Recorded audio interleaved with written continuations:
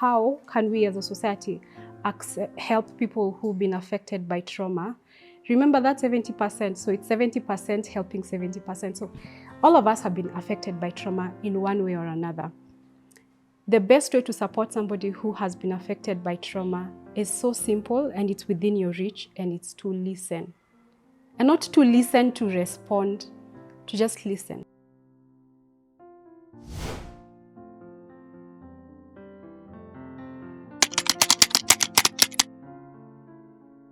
My name is Ivy Mutahi. I'm a digital marketing and communication specialist. I'm also an aspiring academician. I hope one day that I can be called Dr. Ivy. And yeah, right now I'm just navigating through life. Not married, I don't have any kids. Yeah, that's where I'm at. Hi, my name is Martha. I'm a wife and I'm a mom of 3 beautiful girls. I'm a lover of life. I love talking and love meeting new people, and I'm happy to be on set today. Yeah, hope to learn from these beautiful ladies as well.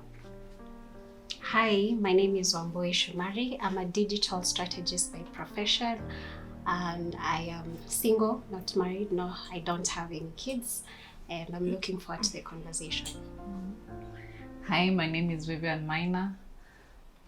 First of all, I'm a daughter to Patrick, and I'm a wife to James, a mom to Kiki and Wendo. And as a profession, I would love to support women during when they're giving birth. And currently, I'm a marketer. For me, what I love about being feminine and defining feminine towards, for me, it's trusting yourself and trusting your guts, trusting your instincts. All those, I feel like they just lead to defining the woman that you are as a noble woman. Like, do you trust yourself enough to understand whatever you're doing is right for you, not depending on other people's definition on how they're going to define you as a woman, but who are you first before you are a woman, before you look at your gender as a woman. That's how I love looking at it. For me, for our parents growing up, I think the male species was domineering. So men were to take up certain professions, and women, we were homemakers, we were supposed to cook, take care of the children. But I think growing up, I remember being told what a man can do, a woman can do better. So when we were growing up, like in high school and even through university, you'd find as women, we started taking up these sciences, and I feel like the male domineering factor has started to shift in such a way that even many organizations are supporting women in science and technology, and now the STEM subjects. So I'd say growing up, it felt like now things are shifting a little bit. Yeah, because I remember hearing it a lot. What a man can do, a woman can do better. And then for me, growing up, I remember when we were like my siblings and I. You remember when now you're growing up, like for your parents, there were roles for women and roles for men. But I remember when I was growing up, my mom never told us. I have a brother called Mbugwa. Mbugwa, your work is to wash. Mbugwa, your work is to maybe. Wambo, your work is to wash dishes, and Mbugwa, your work is different. We all did everything together. And even if my mom was cooking, if it's nyama, the guys won't get more and us the girls get less. If she's the way before they put like minji and it's first nyama and she wants to remove for you before she puts the minji, we'd all get equal portion. So I grew up knowing that my brothers and me, we can work together. So even when you go into marriage, you know, like for our parents, it would be my role as the wife to go and cook. But in our generation, we are trying to defy the odds and say, you're tired, I'm tired. Yeah. So tusaidiane. So I think as we are at our generation, I think we are defying some odds because we are both tired. Yeah. So because I'm a woman and it's my role to take care of the home, but I'm equally as tired as you are. When it comes to motherhood, like, I'm not saying we are there, but I think we are trying. Now you're seeing present dads, some dads who even come home early, they bathe the kids, they help with, maybe not with the cooking, but they'll help with dressing up the kids, they'll help with the homework. So for me, I'm feeling like as women, our role, we are being supported. Yeah, it's not, your work is to nurture, your work is to be a homemaker. And me, as a man, I'm in the sidelines, I'm watching you. It's a partnership. So just to conclude that, I'm seeing as women, being a feminine and being a woman, our roles are, I wouldn't say changing, but they are diversifying, I think. Yeah. And evolving. Evolving. Yeah, that's the word. Okay. Reflecting on my journey as a woman, I'd say I think I've always aspired to be a woman, and that was because of how I was watching my mom being a woman. Like, I admired how she would carry herself, what she'd do. Like, I always wanted to be more like her. And I was an only child for about 7 years, and then now I got other siblings. And that during that period, my mom started teaching me responsibility and how to take care and nurture the younger ones. So I feel like even to date, I feel like I'm always leaning in to be more of a nurturer because of that experience. Yeah, and I know we were talking of Set, and I really related to your story in the sense that I've also been an only child for 7 years. I'm a firstborn, and the thing about being a firstborn, it comes, you have to be you're basically a born leader, and you have to be the one to set a good example. And for me, my journey as a woman growing up, I was trained to be to set a good example. I was trained to basically also be a homemaker. At some point in my life, I learned how to cook at a very young age. I learned how to clean at a very young age. And then another thing was, like, when we were growing up, there were these specific also games that were very feminine. I don't know if you guys played Chamama. I loved I loved being, playing the mother role. I loved playing with my mother's makeup. And the back then it used to be, you draw a line on your eyebrows and you're like, where you're looking, you're a painting back then, and the lipstick, so dressing up. So it was really such a joy to to be a woman, really. Majority of the time being a woman was just empowering. And I see that mostly even with our girls, our babies. I have a daughter, and my gosh, that girl, she just wears my heels, does her makeup. She'll just go and pick my makeup from my bags anytime, any day. And when she sees me in a lip balm or something, Mom, umepaka? Mom, ni lip balm. Wow. Hebu zunguka tuone huku nyuma. And she loves fashion, to be honest. She loves beautiful. And she likes wearing her hair in colors, especially when she's out of school. And I just allow her to be. And that's the best way we can also express ourselves as women. Because she's how we dress, how we, okay, that's amazing.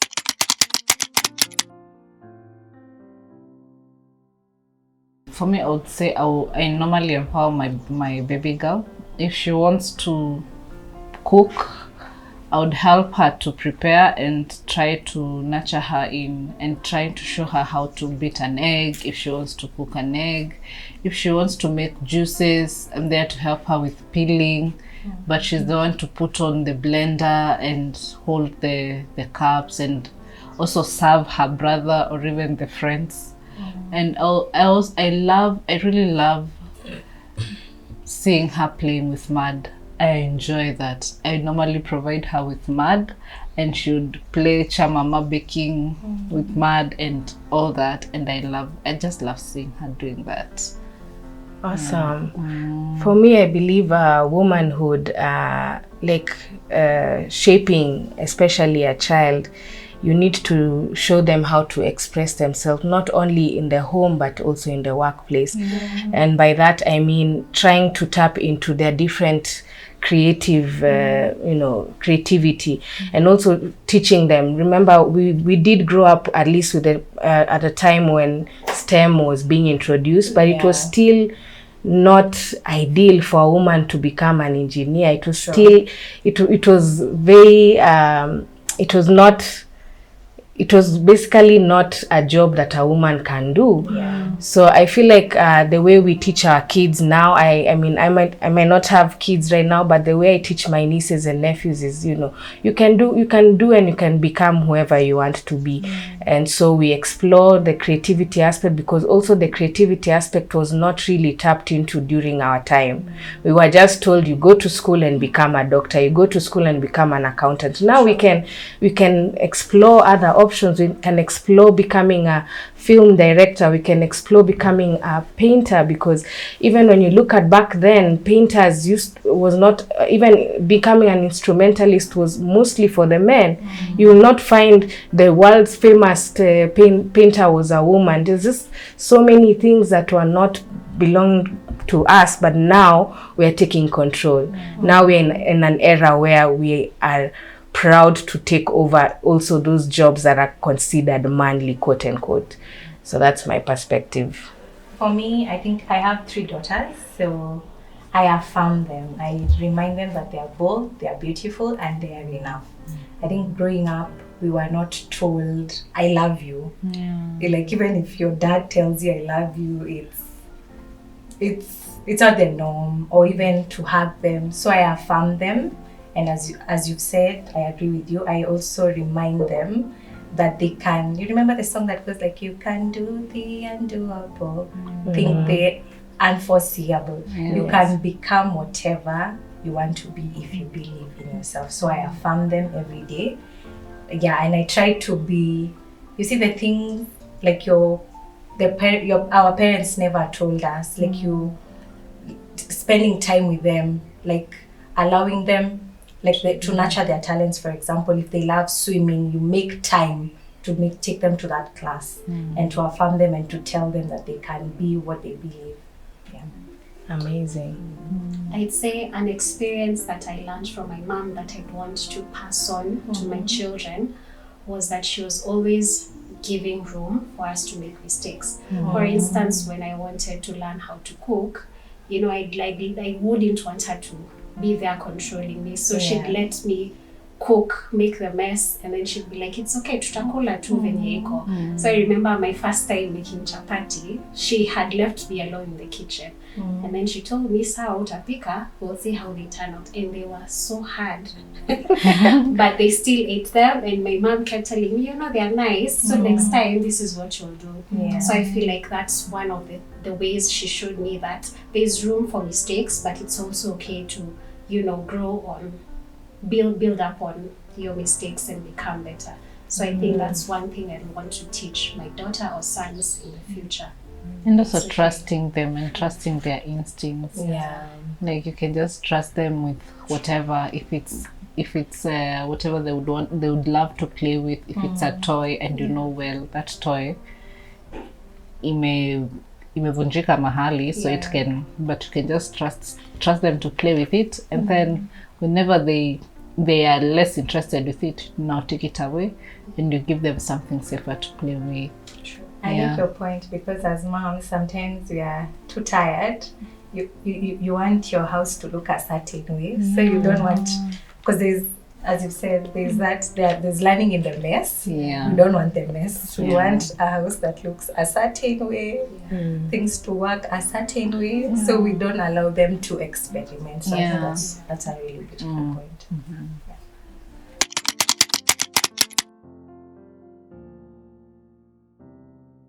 First of all, I've watched my parents love each other, and it was such a beautiful thing. Because being raised with a paralytic man since I was at the age of 5, and I watched my mom putting down everything that she used to do. She used to be a beautician. She used to be a mom to us. So for us, we were left with house girls to take care of us. But now mom had to drop everything that would ingeitanishwa na yeye to go and take care of my dad. And it was so beautiful because I've never seen something of the sort. I mean, normally say I don't know if I can do what my mom has done for my dad. Because as soon as my dad got sick in the 90s, it was around 1999, 98, thereabout. And my mom was everything to my dad. From nitty-gritties, you can imagine the nitty-gritty, like going to take a shower, going to the washrooms, doing everything, like taking care of someone who cannot do the basic things that you do because you have your limbs. Like, I loved watching that. And when they would take care of each other, and sometimes they would crack jokes among themselves. For us, we didn't used to understand whatever they were talking about, but they shared quite some nice jokes, and you'd hear them giggling and laughing. Of course, we had a very small house, so we could share the warmth, however pleased it used to be. Maybe they would laugh, and us we're also playing. We don't know what they're laughing about, but we'll join them in. We'll continue the jokes between ourselves. That is where I experienced love as the first point in my life, like just watching and loving the whole process. And then now when I fell in love and got my baby, the whole aspect of love came through.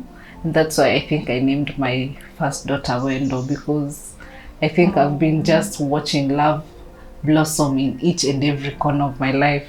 From home, then you get out of home, then you meet your lover, and you tend to love the people where he's coming from and enjoying their own definition of love towards you, because it's quite difficult to see how other people love.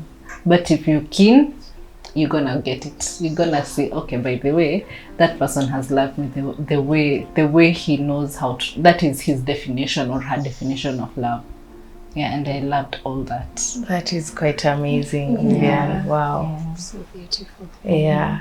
So for me, self-love was the most important thing that I learned from my mother. My mother is one person who loves to pamper herself.